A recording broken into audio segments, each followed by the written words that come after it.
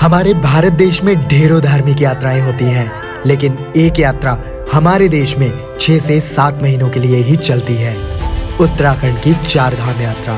और इस वीडियो में हम इस पूरी यात्रा को करते हुए जानेंगे कि आप कब कैसे इस यात्रा को कर सकते हैं, यात्रा का पूरा प्लान क्या होगा, खर्च कितना आएगा, क्या ये यात्रा बहुत कठिन है या आसानी से भी की जा सकती है, बजट कम है तो कैसे यात्रा की जा सकती है, और भी बहुत कुछ। तो चलते हैं एक ऐसी यात्रा पर जहां एक सनातनी का जीवन सफल होता है। भारत में चार धाम देश के 4 कोनों पर स्थित है, रामेश्वरम, पुरी, द्वारका और बद्रीनाथ। लेकिन उत्तराखंड के पहाड़ों में भी 4 धाम बसता है, जिनमें यमुनोत्री, गंगोत्री, केदारनाथ और बद्रीनाथ के रूप में जाना जाता है। और सही मायने में इस यात्रा को छोटा चार धाम कहा जाता है, जिसकी शुरुआत होती है हरिद्वार से, जहां पहले दिन आप हर की पौड़ी पर डुबकी लगाकर इस यात्रा का आरंभ करते हैं। हरिद्वार की तंग गलियों में ढेरों धर्मशालाएं हैं, जहां आप 200-400 रुपए देकर रुक भी सकते हैं। हरिद्वार में रेलवे स्टेशन, बस स्टैंड जैसी सभी सुविधाएं हैं और 50 किलोमीटर दूर देहरादून का एयरपोर्ट भी है, तो भारत के किसी भी कोने से यहां पहुंचना काफी आसान होता है। चार धाम यात्रा के दूसरे दिन से आपकी असल यात्रा शुरू होती है, और ये बस, कार, 2 व्हीलर से ही हो सकती है, क्योंकि किसी भी धाम के आसपास फिलहाल तो कोई रेलवे स्टेशन नहीं है और पूरे पहाड़ी रास्ते हैं। चार धाम यात्रा में सबसे पहले यमुनोत्री धाम, फिर गंगोत्री धाम, फिर केदारनाथ धाम और अंतिम में बद्रीनाथ धाम के दर्शन किए जाते हैं।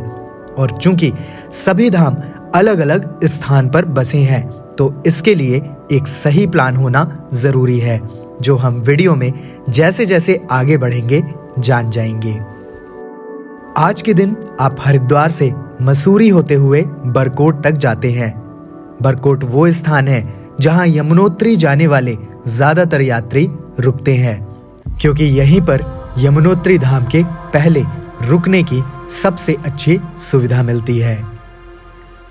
हरिद्वार से बरकोट लगभग 175 किलोमीटर की दूरी पर है, जहां पहुंचने में 6 से 8 घंटे तक लग जाते हैं, क्योंकि रास्ते पहाड़ी हैं और ट्रैफिक भी यात्रा के शुरुआती दिनों में देखने को मिलता है। चार धाम यात्रा के लिए एक जो सबसे जरूरी चीज है वो है रजिस्ट्रेशन, जो कंपलसरी है और आप ऑनलाइन घर बैठे इस वेबसाइट के माध्यम से कर सकते हैं, जिसका रजिस्ट्रेशन सर्टिफिकेट तुरंत ही मिल जाता है। लेकिन हर डेट में लिमिटेड नंबर ऑफ रजिस्ट्रेशन होते हैं, तो इसको आप जितना जल्दी हो सके बुक करके रखें। यात्रा के तीसरे दिन आपके सबसे पहले धाम यमुनोत्री जी के दर्शन होंगे और बरकोट से यात्री जानकी चट्टी के लिए निकलते हैं, जो कि लगभग 45 किलोमीटर का रास्ता है, लेकिन 2 से 3 घंटे पहुंचने में लग जाते हैं, क्योंकि ट्रैफिक होता है। और इसका कारण है सभी यात्रियों का सेम टाइम पर निकलना, क्योंकि दर्शन करके आप तभी टाइम पर लौटेंगे जब सुबह जल्दी निकलेंगे, और सुबह 4-5 बजे तक आपको निकल जाना चाहिए। जानकी चट्टी पहुंचने के बाद शुरू होती है 6 किलोमीटर की पैदल यात्रा। हालांकि चलने में सक्षम नहीं है तो पोनी, पालकी या पिट्ठू के ऑप्शन होते हैं, जिनके रेट्स हर साल सरकार द्वारा तय किए जाते हैं। पैदल यात्रा के दौरान आपको डंडी जरूर खरीद लेनी चाहिए, क्योंकि इससे चलने में काफी मदद मिलती है। ये 6 किलोमीटर के लगभग पूरे ही रास्ते चढ़ाई के हैं, जिसे पूरा करने में 3 से 4 घंटे तक लग सकते हैं, जिसमें थकावट तो होती है, पर यमुनोत्री माता का नाम लेते हुए भक्त चढ़ते रहते हैं। यमुनोत्री धाम पहुंचने के बाद भक्त सबसे पहले यहाँ के गर्म कुंड में स्नान करते हैं। इसके बाद माता के दर्शन और फिर पूजा पाठ भी करते हैं। इसके साथ ही गर्म कुंड में चावल पकाने और मंदिर के किनारे बहती यमुना माँ को साड़ी भी चढ़ाने की भी मान्यता है। यहाँ पहुँचने के बाद आप 1 से 1.5 घंटे बाद वापस नीचे की तरफ जा सकते हैं और वापस आज बरकोट में ही जाकर स्टे करेंगे। चारधाम यात्रा ज़्यादातर यात्री पैकेज में ही करते हैं और पैकेज में ही ब्रेकफास्ट और डिनर इंक्लूड होता है, तो आपको कहीं भटकने की ज़रूरत नहीं होती, क्योंकि हर दिन यात्रा ऑलमोस्ट पूरे दिन या उससे भी ज़्यादा की होती है, तो थकावट काफ़ी होती है। इसलिए डिनर पैकेज में लेना सबसे बेहतर ऑप्शन होता है। और चारधाम यात्रा के लिए मैंने अपना पैकेज अद्भुत उत्तराखंड नाम की कंपनी से लिया था, जिन्होंने होटल, फूड, ट्रांसपोर्टेशन जैसी सारी सुविधाएं दी थी। और आप भी अपनी यात्रा के लिए जेन्युइन ट्रैवल एजेंट सर्च कर रहे हैं तो इनसे कनेक्ट कर सकते हैं। यात्रा का तीसरा दिन जितना थकाने वाला होता है, चौथा दिन उतना ही रिलैक्सिंग होता है। और आज की यात्रा में हम आराम से 8 बजे तक बरकोट से उत्तरकाशी के लिए निकले, जो केवल 80 किलोमीटर का सफर था। और 3 घंटे में यमुना जी के किनारे होते हुए हम पहुंच गए गंगा जी के किनारे, जहां हमारा स्टे भी गंगा जी के किनारे ही था। यहां पहुंचने के बाद बस आराम ही करना था, क्योंकि अगली सुबह लगभग 3 बजे ही निकलना था।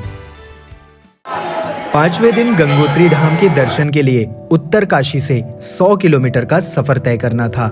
इसलिए 3 से 4 घंटे कार में बैठे बैठे नज़ारों का लुत्फ उठाना था, क्योंकि इसके रास्ते बेहद खूबसूरत हैं। और यहाँ पहुँचने के बाद भी आपको ज़्यादा स्ट्रगल नहीं करना पड़ता। बस आपका रजिस्ट्रेशन चेक होता है और इसके बाद केवल आधा किलोमीटर पैदल चलना पड़ता है और आप आ जाते हैं अपनी चार धाम के दूसरे धाम गंगोत्री माता के पास।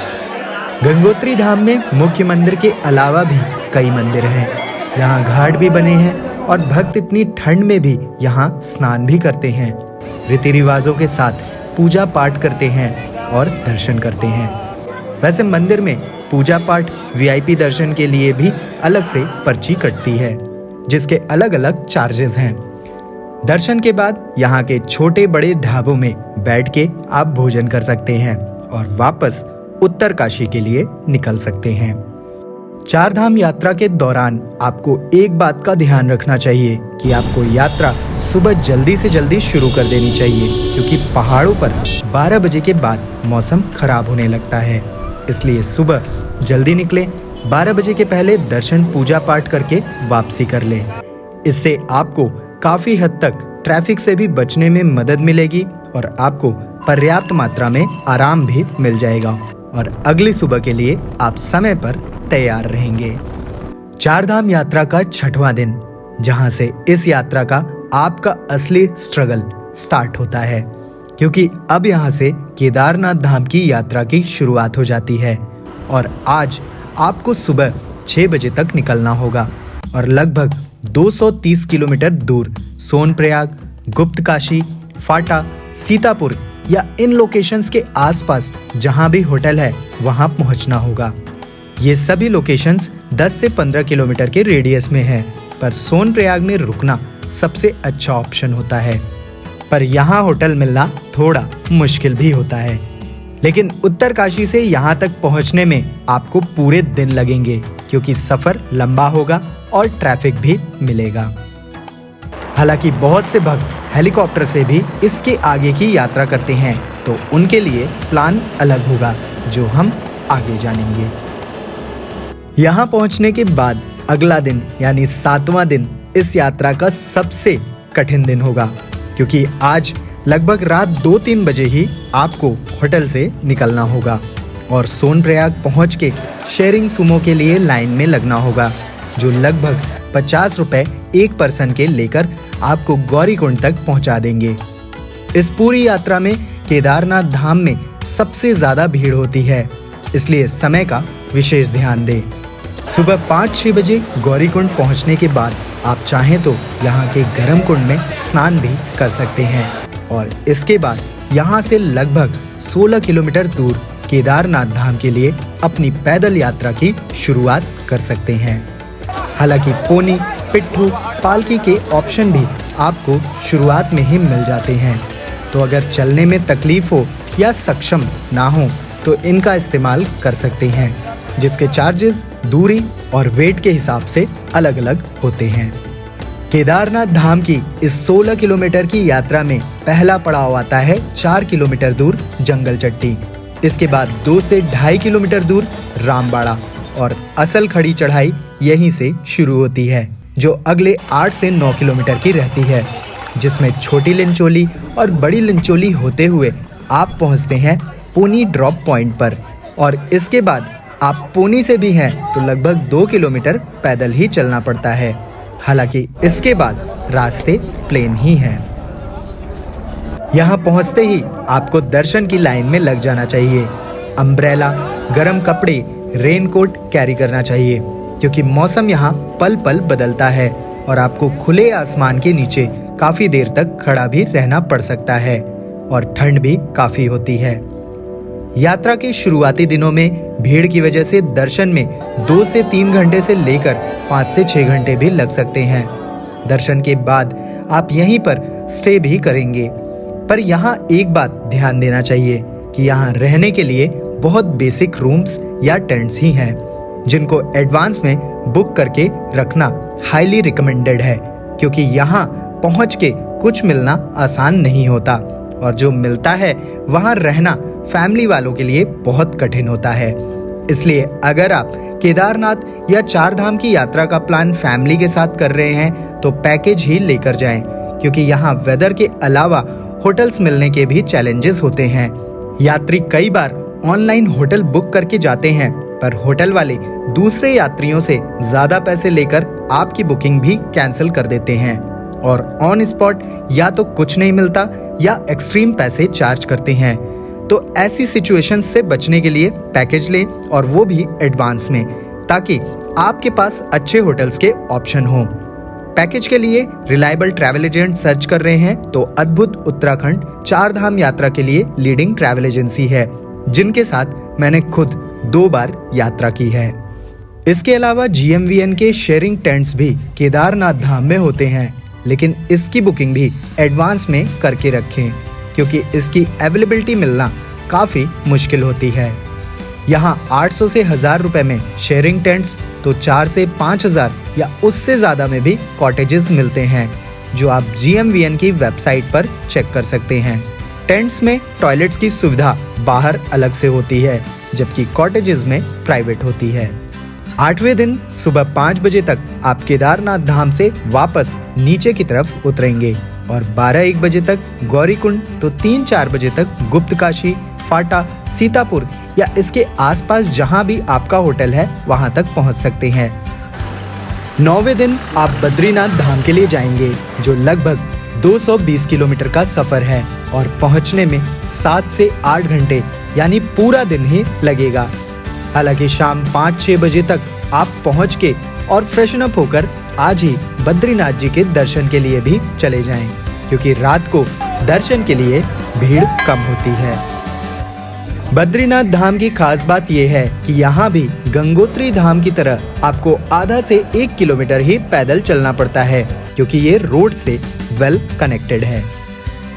बद्रीनाथ मंदिर के नीचे एक गर्म कुंड भी है और यहाँ स्नान करके भक्त दर्शन के लिए जाते हैं।